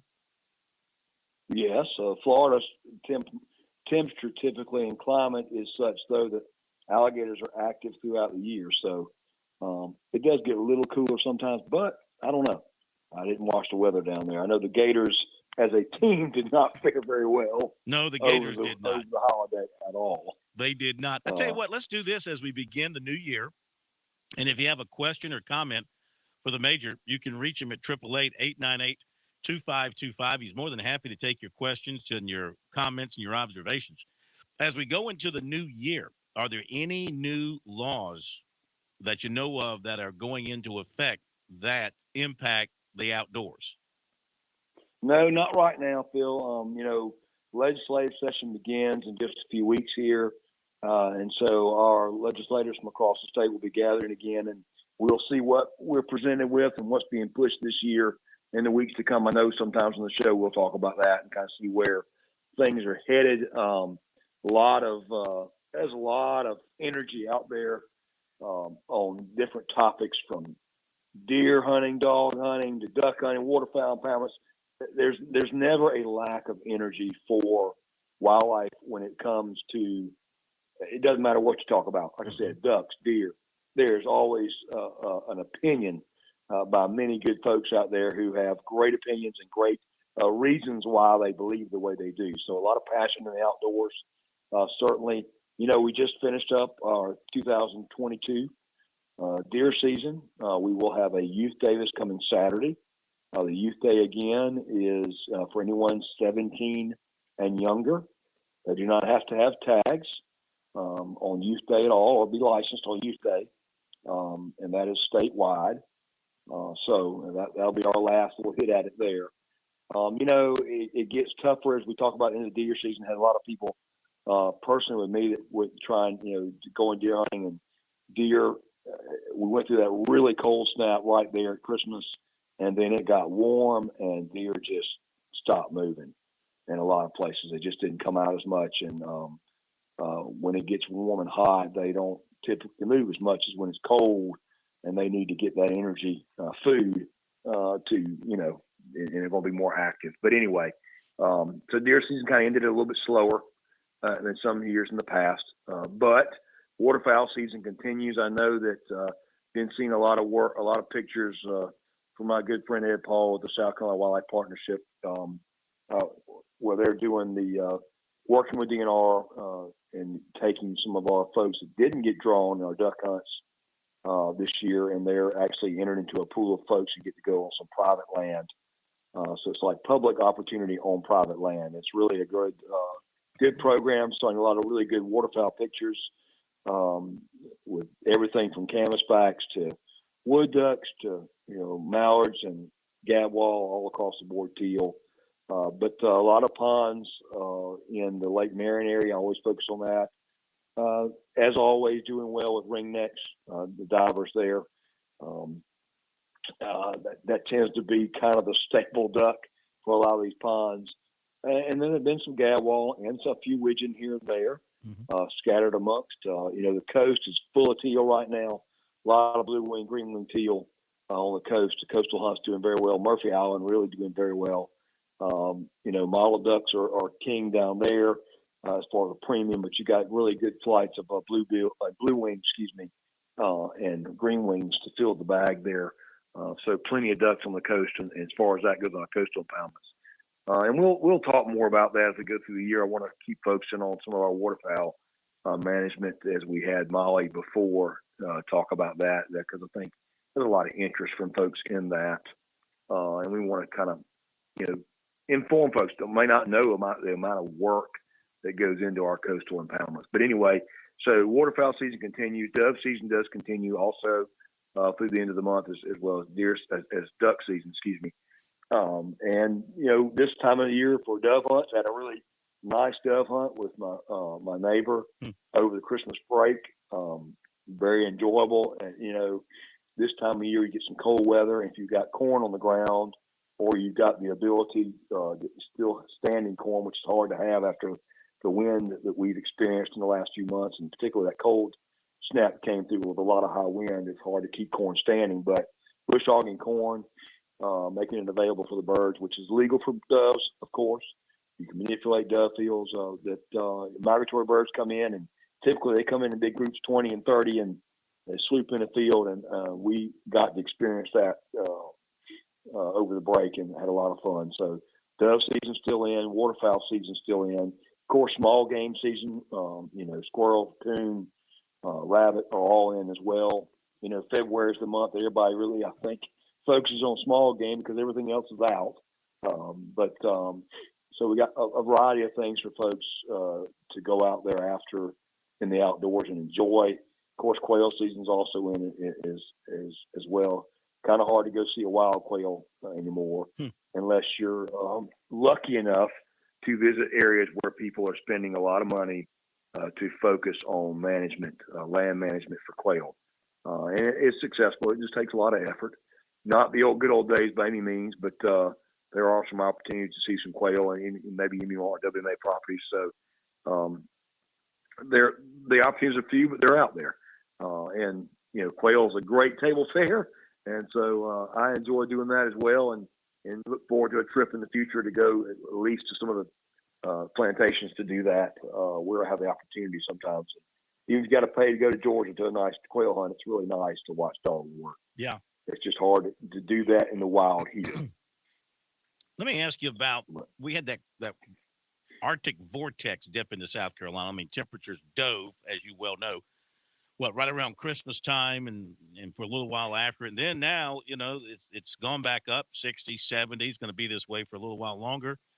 What does that do outdoors for the animals and in terms of activities and whatever it might impact when the weather goes from one extreme to the other like that? What do you see outdoors? Well, like we talk about deer are typically are not going to have to move as much. You don't have to feed as much because it's not as cold. And you don't have to create body warmth. So you do see a slowdown with deer. Waterfowl season, typically we want to see lots of water. We've had some rain. to fill up some of our beaver ponds or backwater areas. And that's necessary if you're trying to chase wood ducks in some of our backwater areas. You need water. And if we've had a drought, which we experienced a drought in years past, and you don't have water standing in the woods in places, you won't see the wood ducks. And fortunately, we've had some good water, good rain the last few weeks. We did get a lot of rain over Christmas, and it's filling up some of our backwater areas, and hopefully will provide more opportunity for wood ducks, because wood ducks are one of our main waterfowl that people encounter throughout the state, from the mountains to the sea. You know, you don't necessarily see a whole lot in the mountains, but they do have some wood ducks up there at Beaver Pond. So that is one of the number one duck taken in the state, simply because they're a duck that we raise, and we've talked about that many times. You know, wood ducks are one of the few ducks that we raise here in this state. They nest here, they breed here, they nest here, they raise their young here. So it's something we can affect with wood duck boxes by creating more habitat, more nesting habitat. We hope to see increased waterfowl from wood ducks at least, and that's a good thing. But you know, when it gets hot, not only does the animals slow down, but people don't want to go out when it's hot. Mm-hmm. Going deer hunting at the end of the season and swatting mosquitoes, well, welcome to South Carolina. That's what we deal with. And folks get frustrated with that sometimes, but that is how it is. When it gets warm, again, activity tends to slow down some. Not necessarily waterfowl. You know, ducks are going to move. Rainy days, typically ducks get up and move around a little bit more. Cold days just feel right, but cold days don't necessarily mean that waterfowl are not going to move if it's a warm day. Now, if we get really cold days and we get ice, then ducks do move. Ducks move and leave. And that's what we look for up above us when it ices up in the states above us. Ducks move on down a lot of times. But we're seeing a lot of differences in the modern age of as we manage waterfowl. That ducks don't move like they used to. They stay in winter, overwinter in places where it gets colder now still, because there's more food available there. Mm-hmm. Because people are creating or flooding fields and things, and even when it's iced, they still have food available, so they don't have to leave. So that's the challenge. We talk about, if we talk about waterfowl management more, that's just that age-old argument. So, but moving forward, you know, if we look forward to the new year, you know, the challenges that we face from a legislation standpoint and our wildlife management is just managing people. And it's funny to say that when you talk about deer hunting and things, but you know, we have a lot of people moving to the state. We talk about this all the time, and people move here that aren't familiar with hunting. They don't understand why somebody's out on the road with a gun in their hand. They drive by. That scares them. They don't understand. You know, that's a tradition in this state. It's currently still legal. We have dog drives that these folks, you know, do plenty of it. They do it plenty legal. But there are folks that also do it wrong, and that, of course, you always say one apple spoils the whole bunch, and that's the truth in life. Unfortunately, it just is. And there's been some case law developing across the nation right now. That is bringing on some question in the dog hunting and the control of the dogs and things like that. And folks are getting up and getting very restless with that. But in this state, dog hunting is still legal. Nobody's trying to get rid of it. I don't want to start any rumors there at all either. Mm-hmm. But we encourage folks, as we leave deer season, looking to the next season, to think about the areas you hunted this past year and make sure that you've got adequate land. That when you put dogs out to run deer, that they're not running across someone else's property, that you're able to control those dogs, stop them, grab them, and keep them from running on someone's property who doesn't want them there. You know, there's that age-old right to the quiet enjoyment of your property, and that's being brought to bear a lot now in the modern age of people that want to buy property in the country, and they don't want to hear anything but the birds sing. They certainly don't want a dog running in front of them. Not to mention the guy trying to hunt, going to get Saturday off, and he goes out there and dogs run across his property, and he gets upset. And those are the battles is the wrong word, but those are the conflicts that our officers face day in and day out throughout deer season. And they're a challenge because we are for hunting. We absolutely believe that hunting is a wise use of our natural resources. It's a part of conservation. It's the only way we manage our deer herd. But the challenge as we move forward is to, you know, support all methods of hunting as long as we're ethical and we're smart in how we do it, and people can enjoy it without harming others. Unfortunately, every year we talk about accidents. People, you've heard me talk about identifying your target, what's beyond it, and we have accidents that happen, or incidents that occur that involve loss of life, and they can be avoided. Is the trouble with that? And those are things we look at again as we move forward. Those are the questions that come out. What can we do better? What can we as a club, if you're hunting, what can you do as a club to make sure that you are doing the best you can hunting and keeping dogs on your property if you dog hunt? Even further still, deer hunters in general, sometimes we're our own worst enemy because we throw a bloody deer on the back of a truck and leave the tailgate down so everybody can see it. Not everybody wants to see that. Mm-hmm. Everybody wants to see a deer hanging off with the tongue hanging out. Simple things like closing the tailgate. And it's funny, but there are people that are in horror when they pull up behind a vehicle with blood running out the tailgate and there's a deer laying there. Mm-hmm. We always encourage folks in our hunter education classes. It's funny to talk about it now when deer season's over, but it's just one of the things as you look in a year in review, what can we do better? We can think about others that don't hunt and respect them. Continue hunting and absolutely support hunting, but what can you do to mitigate that and to think, close tailgate. If you've got a vehicle where you can't close tailgate, you got a deer on the back of a carrier, cover it with a tarp. Not only are you hiding it from people that may not want to see it, but you're also protecting your meat from the dirt and grime of the road, which is a good idea as well. Mm-hmm. So there are good reasons to cover that deer up if it's on a car carrier, if you can't close the tailgate up. But those are just things that we've taught for generations, or we keep continuing to try to teach, is so that we can hunt in the future for generations to come. Because again, as we talked about many times on the show, deer management, one of the only things we have to manage a deer is our hunting season. And holy cow, if we didn't have a hunting season, what would happen if deer running through the roads and not only Phil, but everybody else is dodging them. So I'm not dodging those are them. I'm hitting as them. we move forward. Well, exactly. I don't dodge and the them. damage to cars today, yeah. the damage that causes the cars today gets in the thousands quickly anymore. So that's just some of the things you think about as you move from this season and look forward to the next season. Absolutely. So we got 6 or 7 minutes left with you. Let's reflect on the holidays and things happening around the state. I do recall there was a hunting accident where somebody was accidentally shot and killed while hunting. I think they were not sure what they were hunting, but did you see the story in one of the – and he was on property. He was in the proper place, but it was just an accidental shooting. Yes. So that goes to this point, Phil, is, knowing your target and what's beyond it. And what's beyond it sometimes is things you can't see. And those are terrible. Anytime there's a loss of life during a recreational activity like hunting, it's supposed to be fun. That's horrible. And nobody wishes that on any family. So our hearts go out to the families that have incurred this loss. But the thing we encourage people to remember in that is, we think about ballistics and how far this will go, this shot will go, or a rifle or buckshot. People go, well, buckshots only effective 75 yards. That may be true. You and I might be able to stand out there in the field and face each other 100 yards apart and pull the trigger, and it might not hit us. But I have worked incidents where buckshot from a double-up buckshot shell has traveled 184 yards from the barrel it left, went through the outside wall of the trailer, went through the inside wall, went through the back of a mirror, and landed on a dresser as a woman had walked away.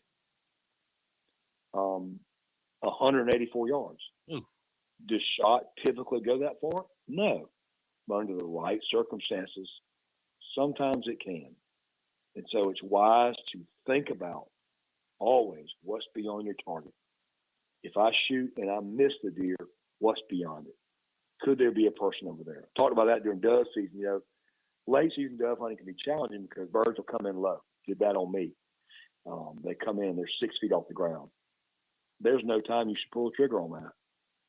Because if you're shooting level, what if somebody moves and you didn't see him and you're shooting toward him with shotgun shell? Well, bird shot might sting you. Okay, yeah.